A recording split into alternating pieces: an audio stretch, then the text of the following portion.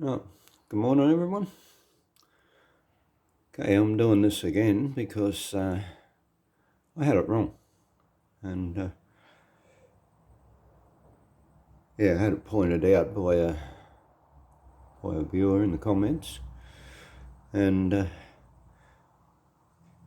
because your first reaction is to argue the point, but I thought, well, if I'm going to argue it, I might as well, I need to actually make sure I'm right, and I wasn't. I had it wrong, and the viewer who commented, was correct. Right, so what it was, he was stating that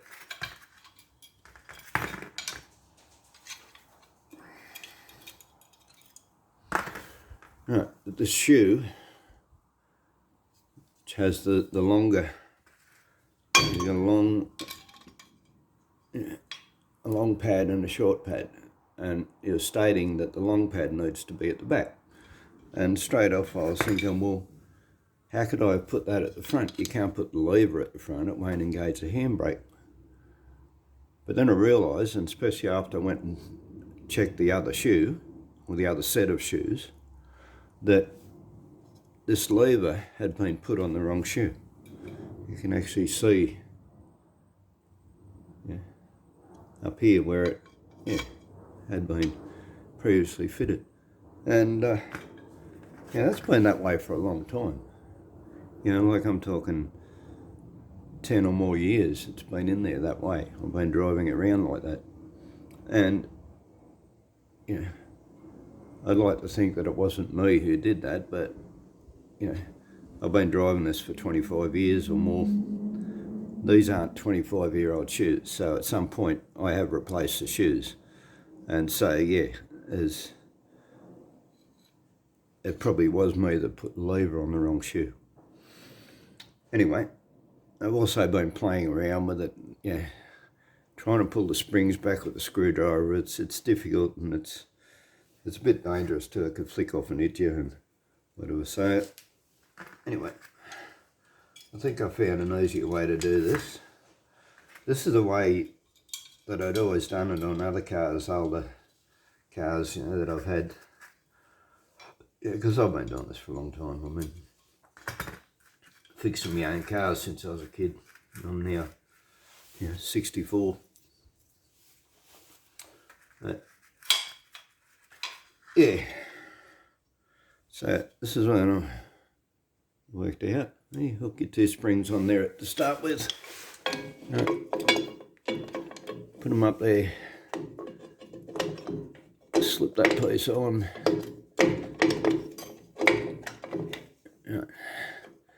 And now we'll just get our shoes into position.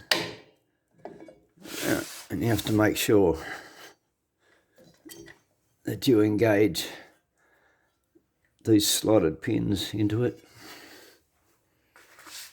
And it's catching in the wrong place, so I'm going to pull it back a bit.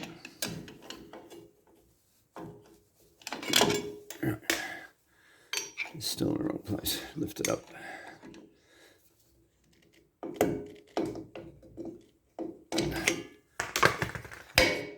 Okay. I said I already tried this, and it basically went straight on. Now that I've got the camera on, it doesn't want to play. Come on.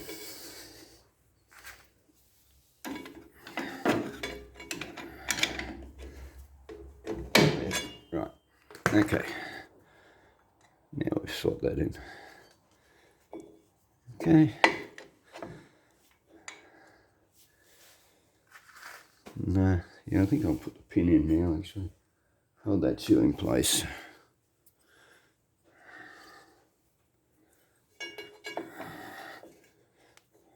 Before I go with the other one. So I'm thinking that when I go to pull the other shoe into place, this one will pop out again. So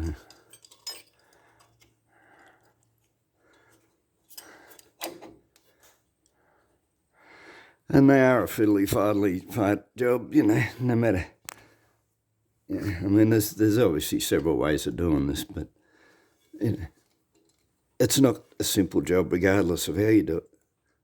By the look of it. Okay, just turn that pin from the back.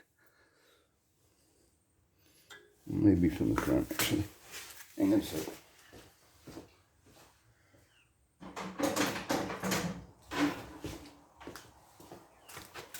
Okay. Now, what I haven't done is got this in place. This is what I didn't do before. Whether this is going to cause me a problem or not, I don't know. Anyway.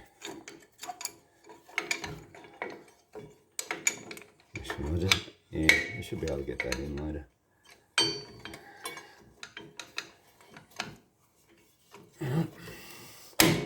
Pull that down. I probably should engage the handbrake cable at the moment. It's got to pull in. It's got to lock down underneath it. And that's the spring that holds the thing in place. Come on. Right. Okay, got that in.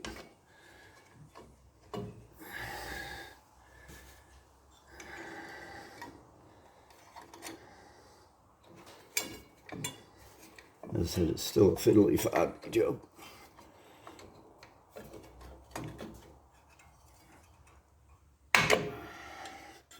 It's gone in too far.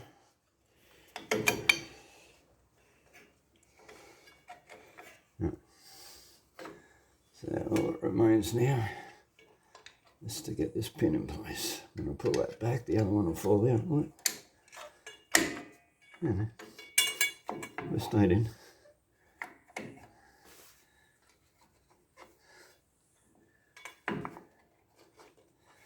Okay, I think we've actually got it there. Now, this is the problem you have of having this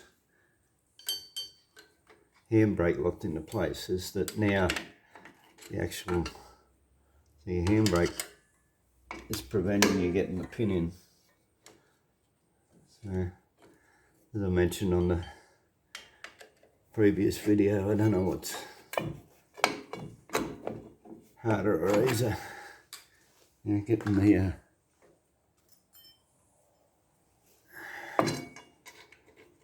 having the handbrake working against you,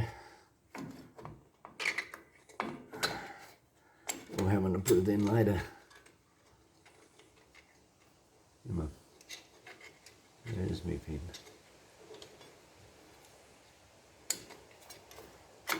Alright, so I've got the pin in place. Turn that round a bit.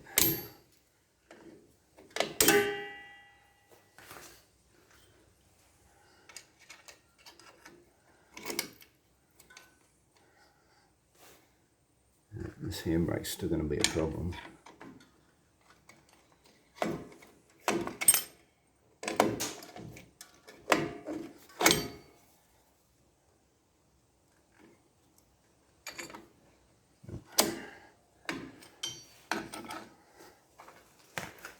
Push it down. There we go.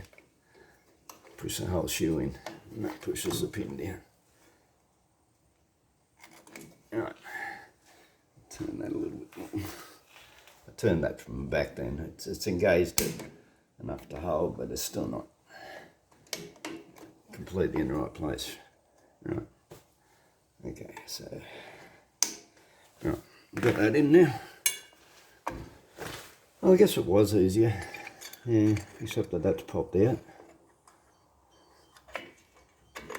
Oh, yeah, that slips back in easy enough. Cool. No worries. Alright, so all that's done. Now, this is something I didn't point out. No, I did point this out on the last one. Yeah, is run a bit of grease under your cap, make sure your threads are clean. Yeah, but yeah, I think it's still easier to put the spring in first. Now, this doesn't have the automatic adjustment. If the automatic adjustment, it wasn't working, and I took it off, and instead of fixing it up and making it work, I threw it away. Like that was when I first got the thing. That's 25 years or something ago, and I've just been adjusting them every 5 or say 1,000 k's ever since. I recently did look to see if I could buy the new automatic adjuster, and you can't buy it new. Well, you couldn't then, whether they have it now. I suppose it's going back a little while, but see, the automatic adjuster stops this from unwinding itself. See, and this is what happens. I've got a trailer that's got HQ brakes, and because that doesn't have an automatic adjuster either, and it wouldn't be able to because it doesn't have the hand. I think pretty certain it runs off the handbrake lever. But I had, on one side, I had the spring like this, free of it. On the other side, I had it running against the locking in. And the side that had the spring up like this unwound itself over a long trip. And it was raining. The trailer had like 3 ton of firewood on it, and it actually pushed me through an intersection, and I collected a signpost. It was in front of me Ford, and damaged me Ford. And it could have been a whole lot worse because that was a T intersection. Had there been a car coming, that could have been a major accident. But that was all caused by this adjuster unwinding. And so, as I said, because it doesn't have the automatic adjustment, you have to have something to stop the adjuster unwinding itself. And this is how I've been doing it. You can see the wear mark on it. That's been like that way. That's been like 20 odd years. Now, I suppose in time it could actually wear through the spring and cause it to break. That is a potential side effect of doing this. But if you got the automatic adjusters, this is what I should have done with mine instead of throwing them away 20 years ago. But they get blunt and they skip over the teeth instead of engaging it. And you can sharpen them up, straighten them up, and make them engage, which is what I should have done. And the other big part of the problem is that these get dirty and whatever, and they don't turn freely, and that causes the automatic adjuster to not turn it anyway. So if you're going to have the automatic adjusters, these have to be clean or it won't work. But anyway, I still would like to get a set of automatic adjusters, but but I don't have any, so I can't buy them new.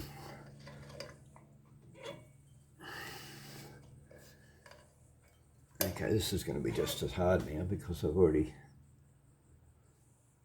hooked them in, is it? Oh no, they move enough. Okay.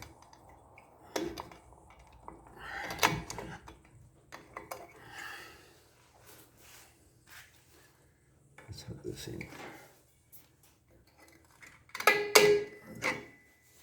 Okay.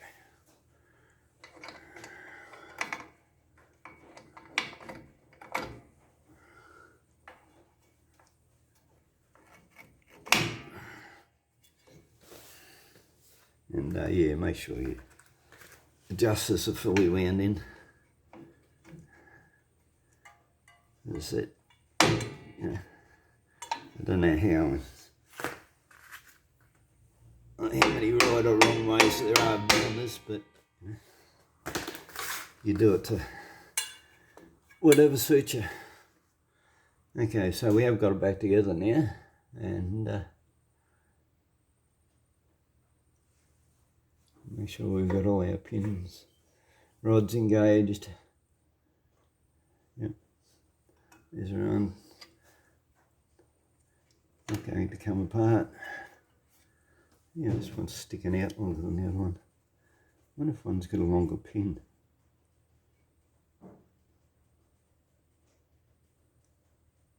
No, it'd have to be the same, wouldn't it? Alright. Alright, so that's about all I can show you. Yeah, as I said, like previously I'd showed, you know, that you hook a screwdriver under it, engage it on there, pull it back, yeah, so that the lip, the edge of the spring is actually in the hole, and then you push on it while you pull the screwdriver out. But yeah, I think this way is a bit easier. I know. Anyway, something you can decide for yourself, play around with. Yeah, anyway, they're back in for now. And, yeah, I'm glad that person did comment it, because this has had brake issues for a long time on the rear. I've had an issue with the, you know, under an emergency situation where you jump on the brakes and the rear wheels lock up. And I don't know if it was just one wheel locking up or both wheels locking up. But this having the shoes back to front may well have been the cause of that. May not. I don't know. I just put it down to it being, yeah, light in the rear and heavy in the front, and that's why the rears would lock up in that situation. Yeah, that was an assumption that may or may not have been correct. Now that I know that, yeah, the shoes were on wrong on one side anyway, the other side were okay. I checked that, but yeah, the other side did have the lever on this longer shoe. So I've also, like, I've had a few of these. I want to say a few. Yeah, three of these models. Like going back to early 80s. And yeah, I'd had 2 utes prior to this. And what I found is that, and it was the same in all 3 of them, is that the handbrake doesn't hold that well in reverse. On one particular occasion, I'd parked on a really steep hill, like facing up a really steep hill. Like, I'm talking really steep. And I'd put it in gear. It was a 6-cylinder, not an 8. So whether it would do it in this, I don't know. But it was in first gear, had the handbrake on. I went up and visited a friend, and whilst I was in visiting a friend, it rolled backwards, like turning the engine over as it was rolling backwards, turning the engine over backwards. And fortunately it didn't go very far. It ran into the neighbour's fence. And it only just caught the fence, so could I quite easily have missed the fence and hit the neighbour's car. Could have also continued all the way down the street and done, you know, who knows what sort of damage and injury. So yeah, very cautious ever since that of where I park these models, you know. And yeah, don't park them like facing up a steep hill, because these handbrakes just don't work that great. They don't work that great in reverse, especially. So anyway, we'll leave it at that. I'm going to delete the other video. I've only left it up long enough so that the person who pointed this out to me can read my reply to the comment. And yeah, this is what YouTube's about too. It's about helping each other. So if you see something that's wrong, make a comment, you know, and yeah, if you're the person that got it wrong, yeah, as I said, your first reaction is to argue the point, you know. But yeah, if you can argue the point, make sure you're right, you know. And in this case, I wasn't. You know, I had it wrong, and I needed to accept and admit that I had it wrong and fix the problem up. All right, as I said, once again, thanks for that comment, because yeah, I wouldn't have known. I did have a book years ago I don't even know what happened to it, but I'd never bothered to get another one because, as I said, I've been working on this thing for so long that I'm basically pretty familiar with most of it anyway. And but yeah, this is that one-off situation, I suppose. Oh, not one-off, but a situation where it would have been good to have a book to refer to. So anyway, I'll leave it at that. We're dragging on a bit now, 20 minutes. I usually like to keep my videos at around the 10-minute mark, but yeah. Anyway, thanks for watching, and hopefully we'll catch you again. Bye.